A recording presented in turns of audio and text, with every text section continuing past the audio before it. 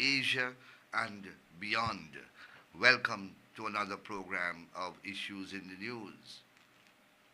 Leslie Mongal, Positive Mind, Pam Singh, Arjun Jawahir, Moses Chinan, Chandra Sukraj, and all of you, hundreds of you who are already on the live. Welcome to another program of Issues in the News. Share the program.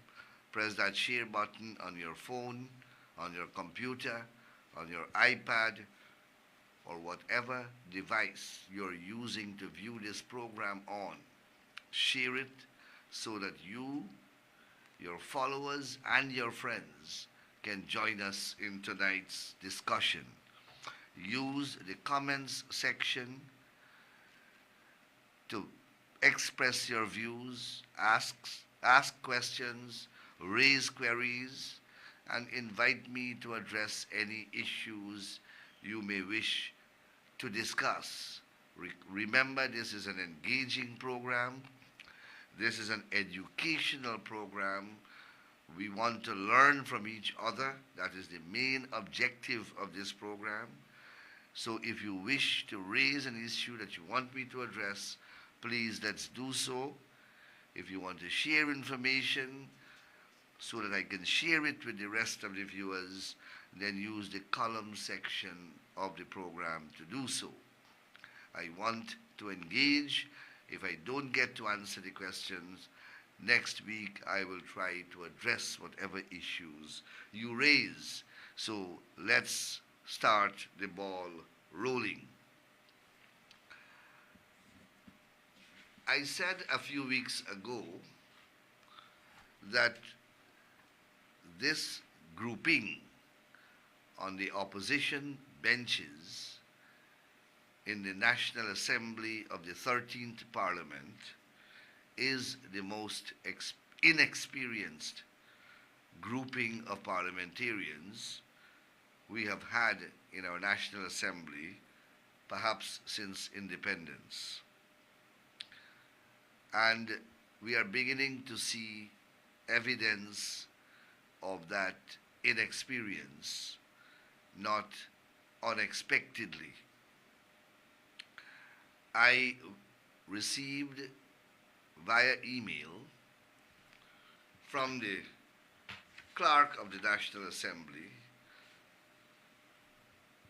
a draft bill under the caption Bill number 12 of 2025, and it's intituled the Natural Resources Fund Amendment Bill of 2025, and it is signed by Terence Campbell, MP, Partnership for National Unity, dated November 3rd, 2025.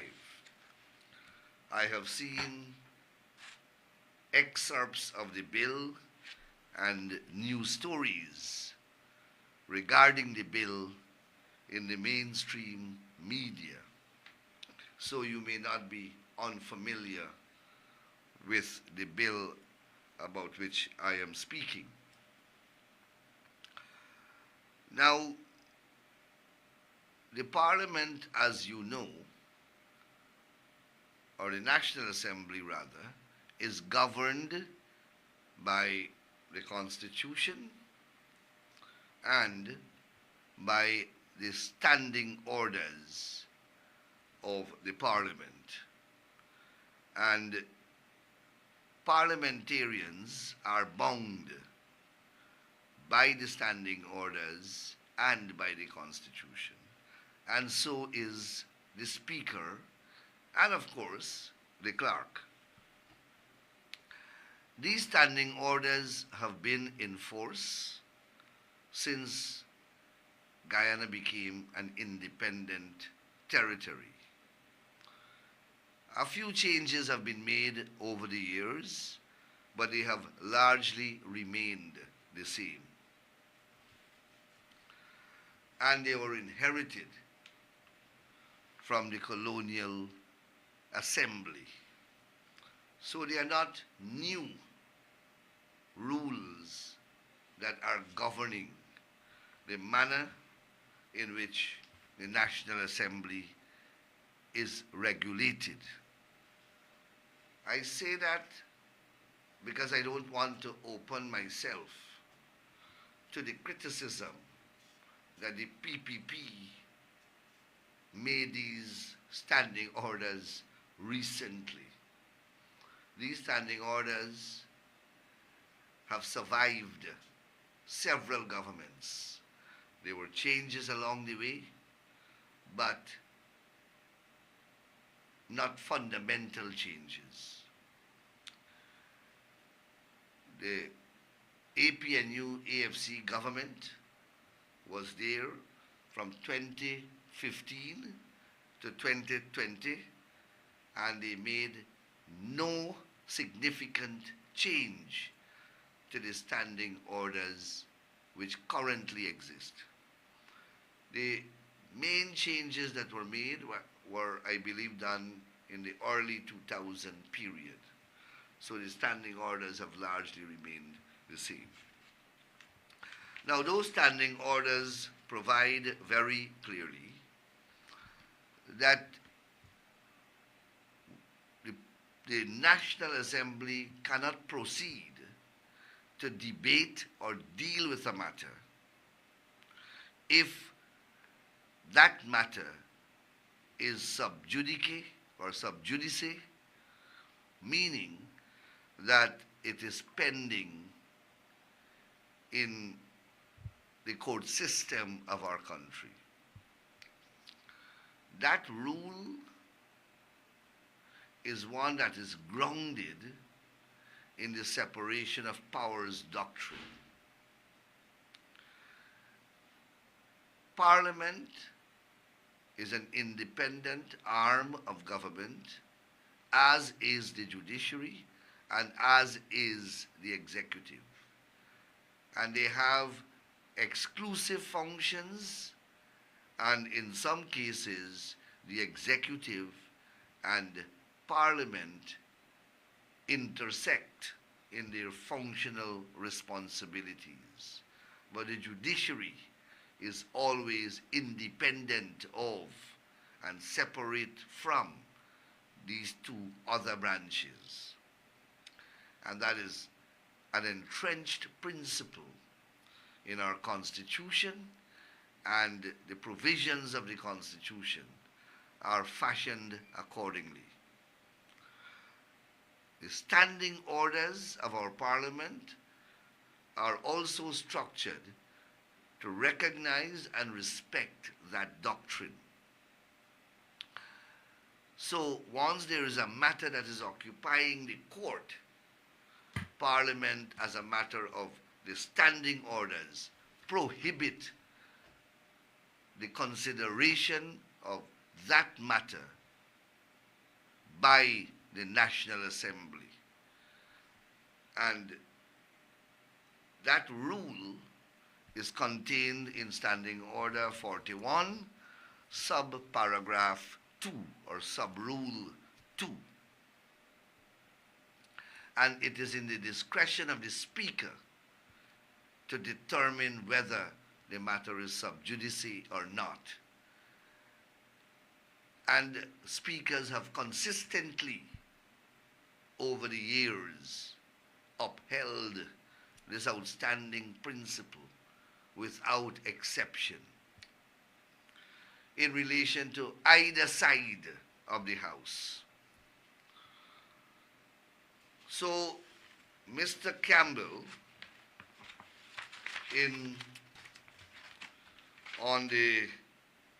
on February the 20th, 2024, filed in his own name, Terence Campbell, legal proceedings against the Attorney General and the senior minister within the ministry, senior minister in the office of President with responsibility for finance.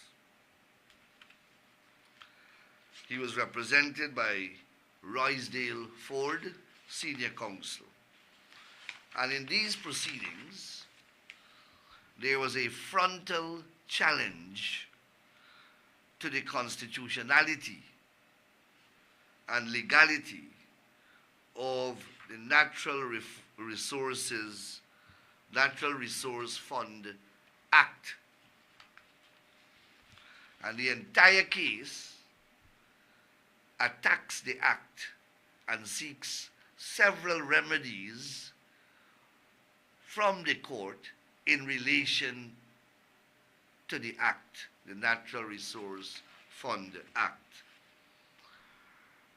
It is not necessary for me to share the reliefs or the remedies that Mr. Campbell is seeking before the courts.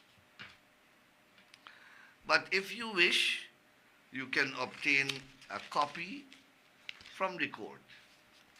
But trust me when I say that the entire purport and thrust of this litigation is an attack on the constitutionality of the provisions of the Natural Resource Fund Act. He makes several allegations in relation to mainly 2 or 3 provisions of the Act.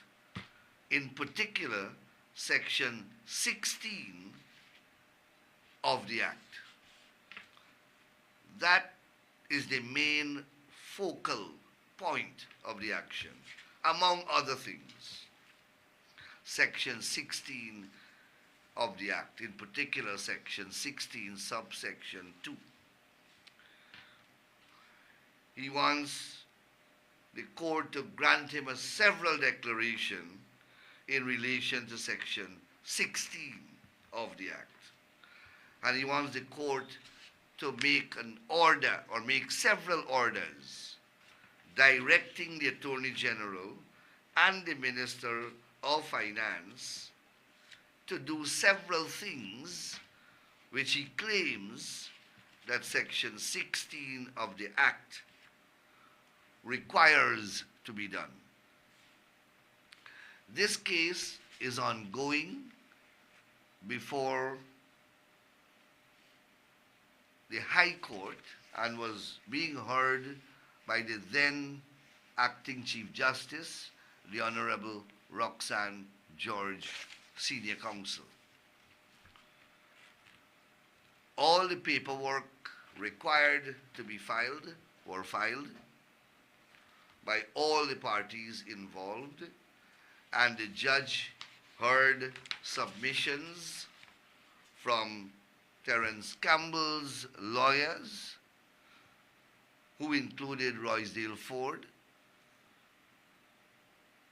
Sinat Jairam, and Christopher Ram. And yours truly appeared in person as the Attorney General of Guyana, and I represented the senior minister in the office of the President with responsibility for finance. This case remains pending before the High Court. This bill, signed by Terence Campbell, and that he's attempting to get put before the Parliament, seeks to amend the very Section 16 and to get through this amendment the very remedies that he's seeking in the court.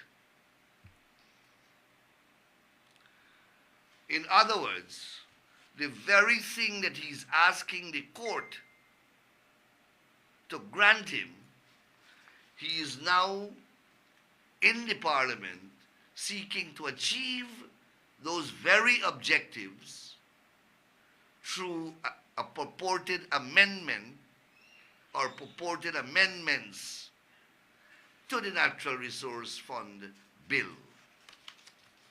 In short, he's prosecuting his cause simultaneously at two different fora, in two different arms of government. The Constitution itself does not contemplate that and doesn't provide for that and will not permit that. The court system itself, had he gone to two courts to prosecute the same cause, one court would have held that that process would constitute an abuse of process of the court. And he would have had to elect which proceedings he will proceed with, for want of being repetitive. The same principle applies to the parliament. You cannot prosecute your cause in both of these arms of government. And the standing orders, in any event, prohibit him from so doing. And many of you look at the parliament and you look at the debates and you know of the sub judice principle.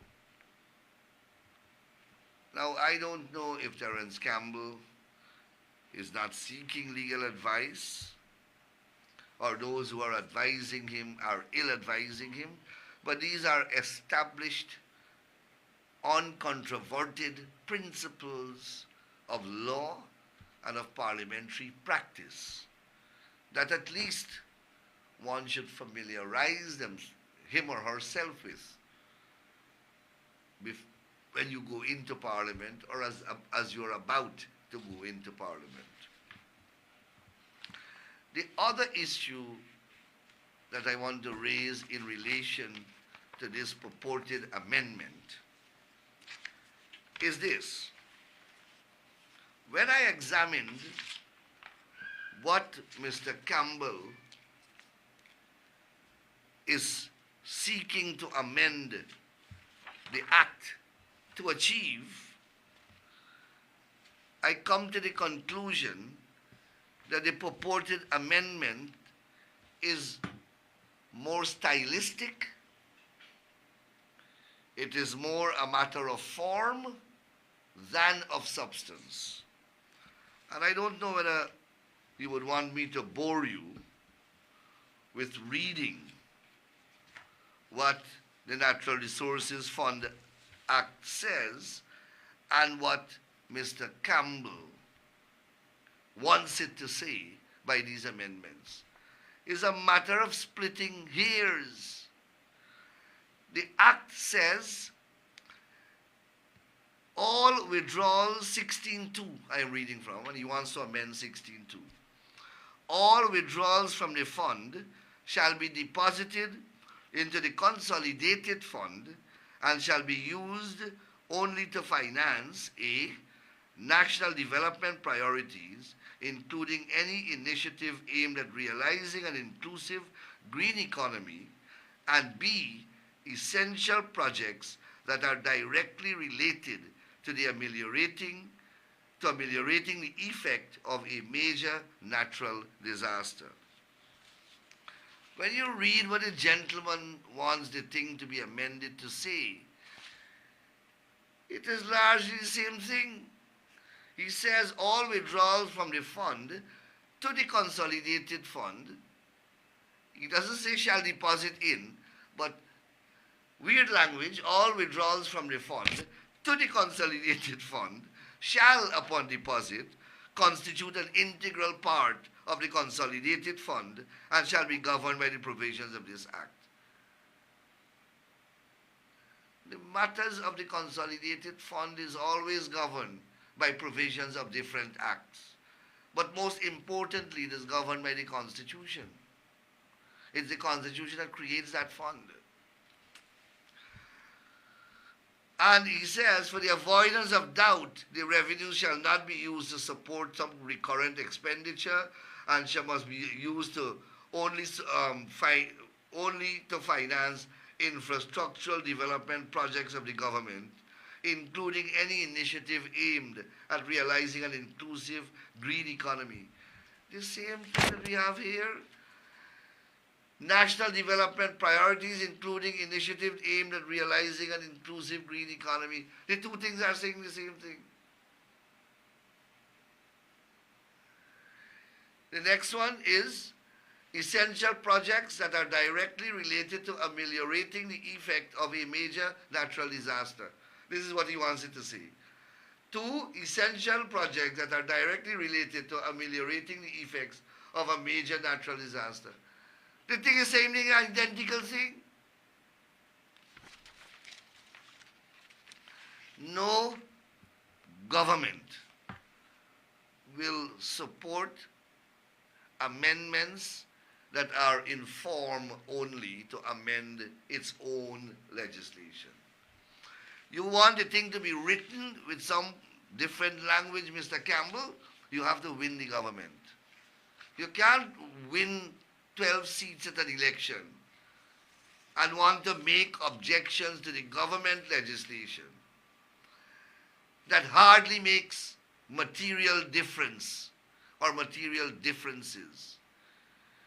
You may not like the language in which it is expressed, and you want to change the language, you need to win an election and win the government. You can't get 12 seats and want to dictate to the government that they must support you to change, to make, you're saying the same thing what the bill says. I don't know, these people don't read. And the other parts of the amendment are inconsequential, some renumbering of something to say. Please look at the amendments, the journalists I'm speaking to, look at what Mr. Campbell wants to amend and look at the act. The act can be got, you can get it from the official gazette, Friday 31st December 2021, edition of the official gazette, Friday 31st of December 2021. You'll get a copy of the act and look at what Mr. Campbell is purporting to amend and tell me if there is any material difference. So quite apart from the prohibition imposed by the standing order, the purported amendments themselves lack merit and is almost an abuse of the parliamentary process and would be insulting and insultive to any government that this amendment is inviting to review the government's legislation, but to make no serious changes to it. So this set of amendments that Mr. Campbell wants the National Assembly to consider, in my humble and respectful view, ought not to see the light of day because it abysmally fails to meet the required standards and it is prohibited by the relevant standing orders.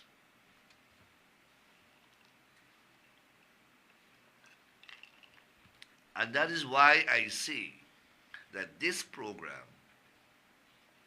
is for us to share information and share knowledge.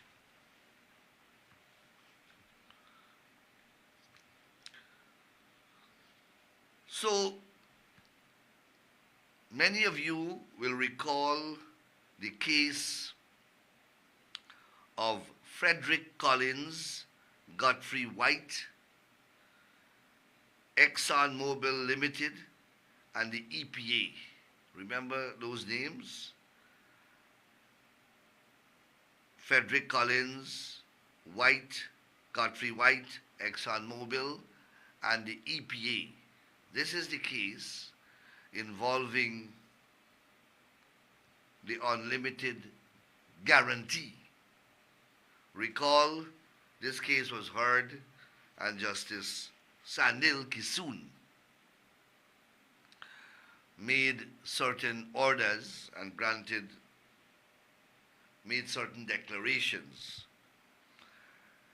in relation to a guarantee, and that decision was appealed. It's referred to in the press and was referred to publicly as the unlimited guarantee case.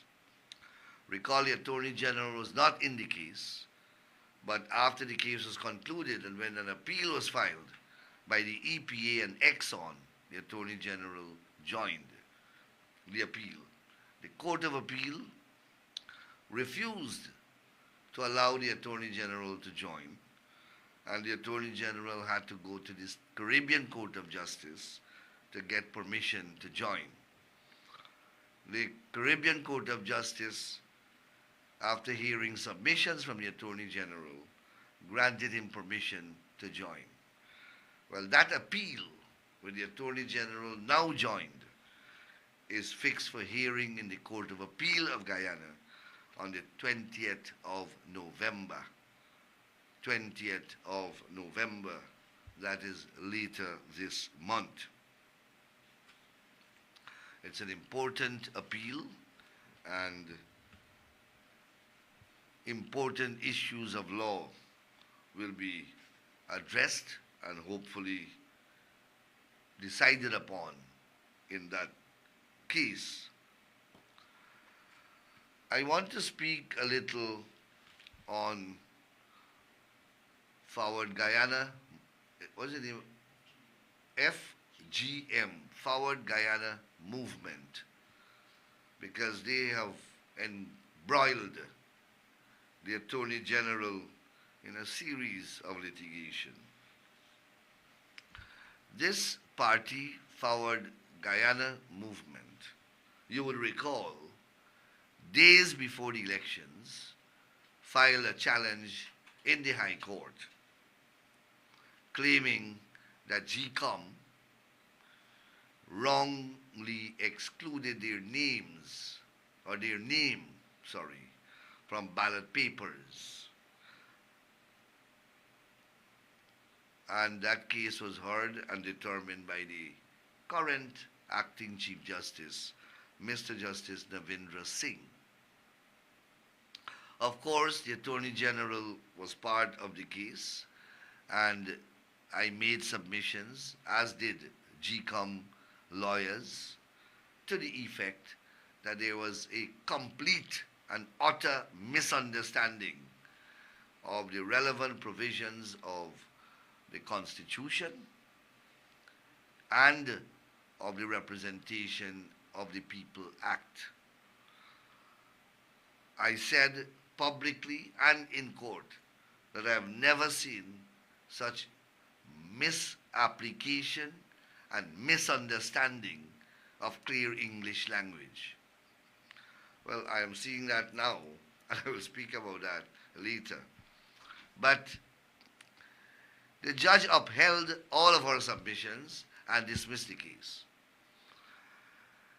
FGM then filed an appeal to the Court of Appeal, and that appeal was heard by the acting Chancellor, Justice of Appeal Rishi Prasad, and Justice of Appeal Naresh Harnanan. Acting Chancellor Roxanne George. Very experienced bench. So Navindra Singh told them that their case was hopeless, completely without merit, ridiculous, and dismissed it with $1 million in costs. They went to the appeal court, and those three judges used even stronger language. The judges say that the case was ludicrous, was wholly without merit, was an abuse of the process of the court, and accuse the FGM party and lawyers for not being candid with the court and withholding information. It was a tongue lashing of the highest order. Another $1 million cost was imposed by that court when it dismissed the case. That court also held that it did not have jurisdiction and that the proceedings should have been filed by an elections petition. That ruling was handed down on the 2nd of October, that's 2nd of last month. They ran to the CCJ and they filed a wrong proceeding there, and the CCJ didn't even entertain them. At the registry, the court sent back the documents. Now, they have filed now for leave to appeal to the CCJ, to the Court of Appeal of Guyana, as is required. So they are now getting it right. But at the same time, they have filed an election petition in the High Court. So now, the Court of Appeal told them, in the case that the Court of Appeal dismissed, on the 2nd of October, the Court of Appeal said, look, you're in the wrong court, and the wrong proceedings, you should have filed an election petition.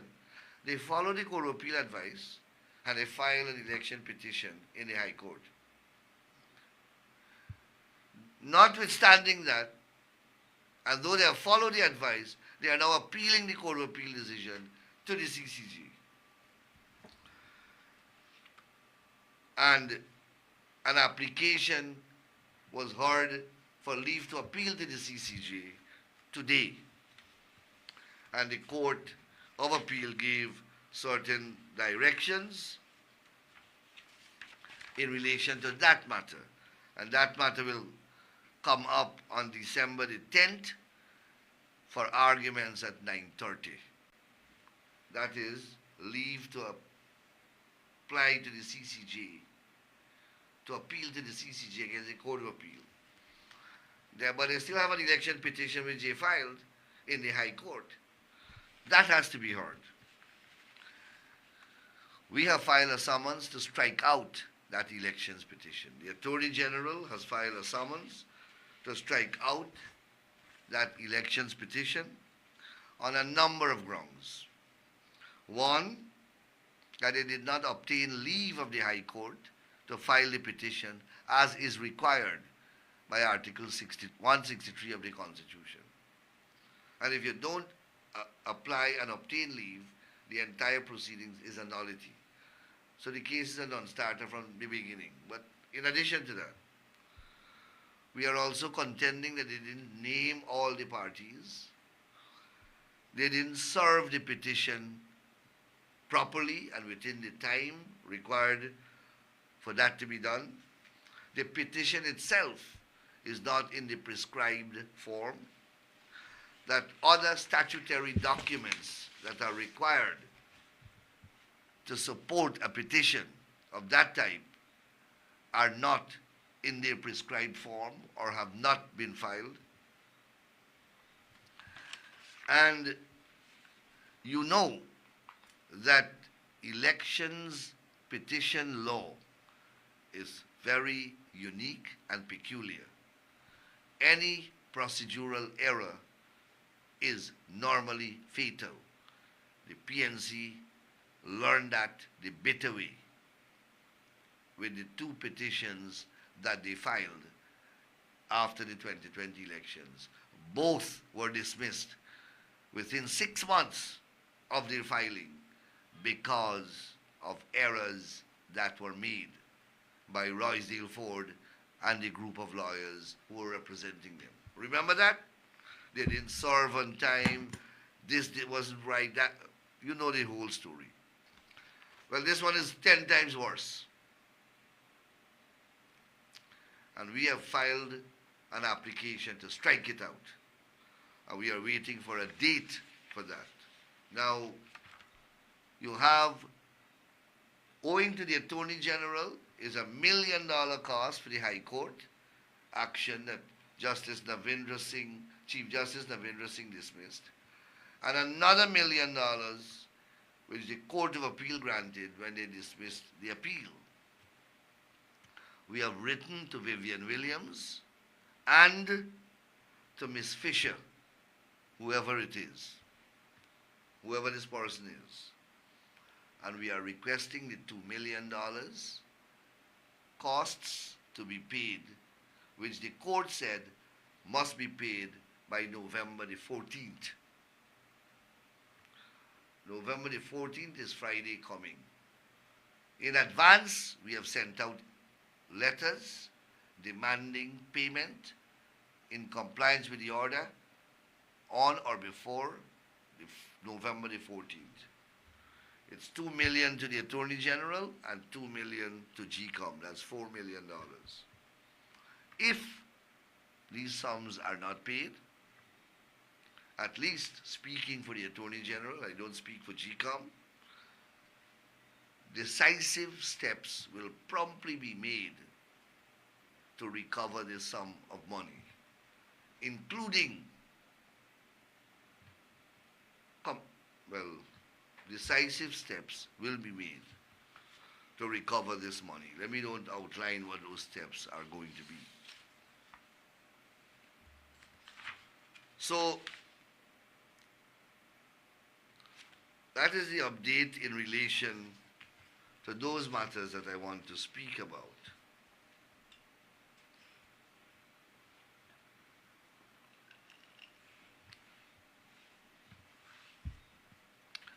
I am watching, trying to get your comments, but it's rolling up very, very quickly.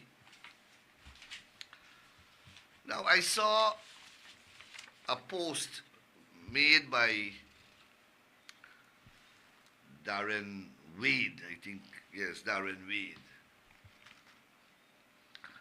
in which he is making critical remarks about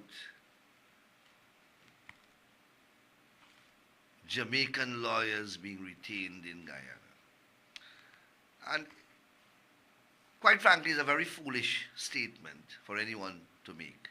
In particular, Darren Wade, a member of the PNC. Off the bat quickly, I can remind Darren Wade that his Attorney General Basil Williams retained possibly the most lawyers in the Caribbean to represent losing cases that he filed for and on behalf of the APNU AFC government. You had Ralph Thorne and Gallup from Barbados. You had Jeremy and Keith Scotland, John Jeremy and Keith Scotland from Trinidad and Tobago. You had Ine Cortinet from Belize. You had Francis Alexis from the Eastern Caribbean. And I can't remember who else. And I just call a couple. But more importantly, so the PNC got to be the last persons to be speaking about retaining lawyers in the Caribbean. But you have to be, when you make these statements, you have to think, and maybe Darren Wade is not blessed in that regard. Guyanese by the thousands work and are still working throughout the Caribbean and have worked throughout the Caribbean for decades in every profession, including the legal profession. Guyanese occupy high legal offices throughout the Caribbean. The Chief Justice of Belize is a Guyanese. You have many Guyanese who are judges in the Eastern Caribbean. My friend Ralston Glasgow is a judge in Grenada. Many judges are Guyanese. Many magistrates are Guyanese. Many prosecutors and lawyers within the state departments of these countries are Guyanese. In Trinidad, you have a number of Guyanese practicing and holding different positions. And you can go territory by territory. How can you make such a unfortunate statement? Darren Wade graduated from a regional law school. We speak in Guyana and in the region about regional unity. We are pursuing common employment, in particular in the professional field, under the CSME arrangement.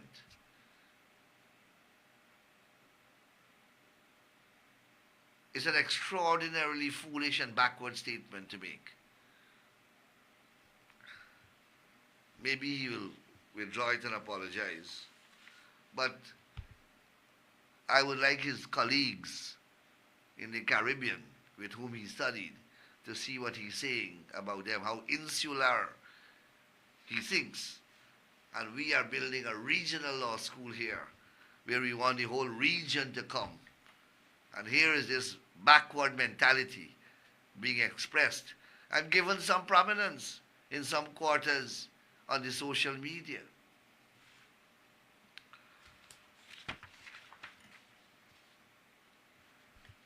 I want to speak now quickly. I have about 15 minutes more. Persons who don't wish to hear what I have to say, persons who don't wish to see what I have to say, they are not invited to be part of my Facebook page and programs. Those who operate my Facebook page have drawn to my attention that an army of political trolls and fake account holders have been unleashed on my Facebook page in recent times. Obviously directed centrally by a political party who take umbrage with what I have to say as Attorney General. And they have unleashed an unusually high degree of ignorance and toxic ignorance and cussing and personal attack and abuse on my page. This page is not for that. I don't speak for that. Keep those things to yourselves. You don't have to come here and listen to what I say. But we can, civilly disagree. There are a certain number of people in this country and certain political elements that I will never be able to convince about anything. Up to now, there is a large grouping of people who believe that the PNC won the 2020 elections. You heard one political leader recently said that he won the 2025 elections. You have thousands of people who think that someone murdered the young lady, who died in the pool. No matter, forensic pathologists came from all over the world and expressed a different view. So there is a group out there who are puppets and are being used to attack people. And those gentlemen who are handling my page and ladies, they showed me the amount of fake accounts. As soon as you go to these accounts, there's nothing behind them. The two photographs and 90% of them locked. You can't even get to them. And I've told them to delete those things. People who are trolling and who are paid, and I don't understand that. You're paid and you operate 50 or 500 fake accounts and you use them to attack people. Just stay off my page. I don't speak to you. I can't deal with that. I can't help you to understand based upon the comments that they have shown me, because I don't read them. Based upon the comments that I have seen, that they have shown me that are being expressed, then those people are incapable of comprehension. And I'm not speaking to you. I can't speak to people who don't understand basic common sense and English. This program is not for you, and whenever I speak, you switch off. I am not speaking to you. I can't help you. I can't. So this program, and whenever I speak, is not directed to people with that level of thinking and that mentality. I'm sorry, Vice President said people were stupid and he got into some problems, but there are people who are stupid. Large number of them. All I'm saying, just keep away from my page. This is not about that. I speak to people who can comprehend and who can understand and who can reason. Now you can disagree with what I say, but at least you have to understand what I say to disagree. The comments I'm seeing from 90% of those who are disagreeing with me are incapable of understanding what I say. So you can't disagree if you don't understand in the first place. So I'm not speaking to you. Thank you very much. I love you and everything, but, stay away from me. Stay away from this page. Take your toxicity elsewhere. So, however, I still have to continue to try to educate people and put important pieces of information in the public domain. So I see a newspaper article arguing that there is no valid treaty between Guyana and the United States for the purposes of extradition. That is wholly inaccurate and should not be peddled in the public domain. That issue was decided many times by our courts. The treaty that governs Guyana and the U.S. in relation to extradition is a 1932 treaty that took effect in 1935 between the United Kingdom and the United States. When we became independent, as a sovereign nation, we inherited that and many other treaties and international instruments that related to British Guyana that were executed by Great Britain as the colonial power. Recall the 1898 arbitral award that settled our land border with Venezuela. That was 1898, that arbitral award that took place in Paris, and it came out of a treaty between the United Kingdom and Venezuela. It is now common knowledge that 1899 award binds Guyana, because when we became independent, we inherited that award. That treaty, as I said, was between Venezuela and the United Kingdom. And when we became independent, by the instruments of independence, we received those treaties and we benefited from all the agreements and all the determination, in this case the arbitral determination, that Great Britain had with various sovereign states as they relate to Guyana. So, and our courts have decided that repeatedly. I have a case here, a judgment of Justice Joanne Barlow, delivered only in 2017, in 2018, 5th of May, 25th of May 2018. And the lawyers who argue the case, one of them is Nigel Hughes, so they know these things. And they raise all these points over and over again. And Justice Barrow went through the history, as previous courts have done, and ruled that there is a valid and existing treaty between the US and Guyana in relation to extradition, and that it is the same treaty that was executed between the United Kingdom and the United States in 1935. 1932, but took effect in 1935.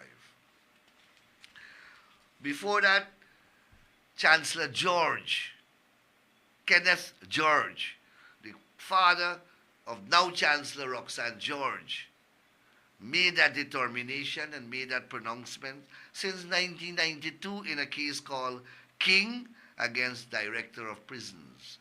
And that case is reported at 47 West Indian Law Reports at page 210. Then in Sobers against Director of Prisons, Chancellor Kennard, another chancellor, made the same pronouncement. And in that case, Sobers against Director of Prisons, that case is reported, it was in 1999 and is reported in 60 West Indian Report, page 302. And when you read those judgments, learned, erudite judgments, those judges went to great length in tracing how we received that treaty and how we received previous extradition legislation. Under the independence order, under the Republican order when we became a republic, and these instruments continued. One of them even quoted a letter that Prime Minister Forbes Barnum wrote, Premier Forbes Barnum wrote, upon Guyana becoming independent. He wrote the United Nations, and he said, Guyana will continue to be part of all treaty arrangements entered into by Great Britain. So these are not new matters. I don't understand how, and that is what I'm speaking about. The level of misinformation that's being peddled. And these things can be easily found and confirmed. And as I said, they have been decided by different courts at different periods. The Extradition Act itself, the Fugitive Offenders Act. The Fugitive Offenders Act, Section 4, speaks to the treaty. It says, it speaks to an arrangement between, read Section 4, and you will see that it says, it speaks to an arrangement made between the government of the United Kingdom and the government of a foreign territory relating to extradition of fugitive offenders prior to the 26th of May, 1966. That arrangement extends to and remains in force in Guyana. That is the treaty they're referring to. Entered into between the government of the United Kingdom and the government of a foreign territory prior to the 26th of May, 1966. And that it remains in force. Our Parliament has stamped its validity to it. And this act was passed since 1988. And every extradition that is done, the Minister of Foreign Affairs, under this act, I think it's Section 6, is required to produce a certificate to say that the extradition treaty that exists between Guyana and the country that is requesting the extradition, that treaty is in force and is valid and binding. That is a provision in Section 6 of the Act. Let me read it. A certificate issued by the Minister assigned responsibility for foreign affairs or on his behalf by any person authorized by him, confirming the existence of an arrangement referred to in section 4.1. That is the section that I just read to you.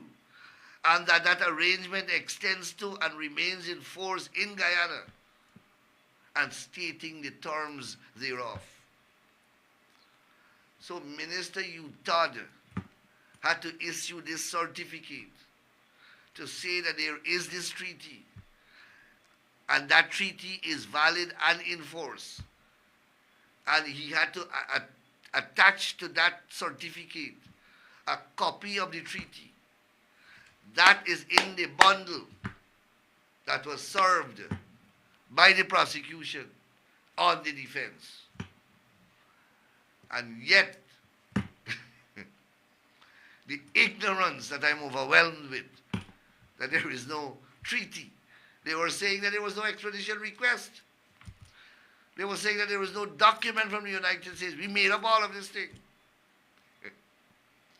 Now they're saying that there is no treaty. We have some special people in this country. Well, we love all of you. All I ask is, when you're that stupid, don't come on my page, please. I'm entitled to ask you that. And I hope that you will respect my wishes. I want to thank all of you for spending the past hour with me. I believe that we have covered some important issues, and I hope that I have answered some of your concerns.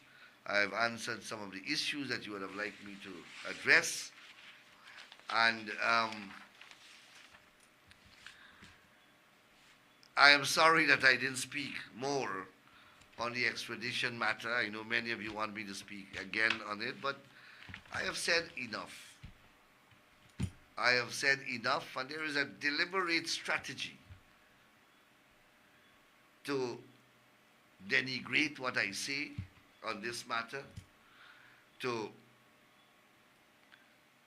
attack what I say, to attack me for saying what I'm saying, and a deliberate strategy to mislead and to spread misinformation. And that is a strategy that they are pursuing, and you must know that by now.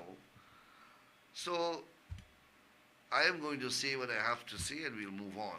I have said enough, and I speak to you, the people who can understand what I'm saying and would like to understand what I'm saying. I am not speaking to those whose minds, who are paid to do the things what they're doing, to say the things that they're saying. Thank you very much. May God bless all of you, and I'll see you next week. Thank you.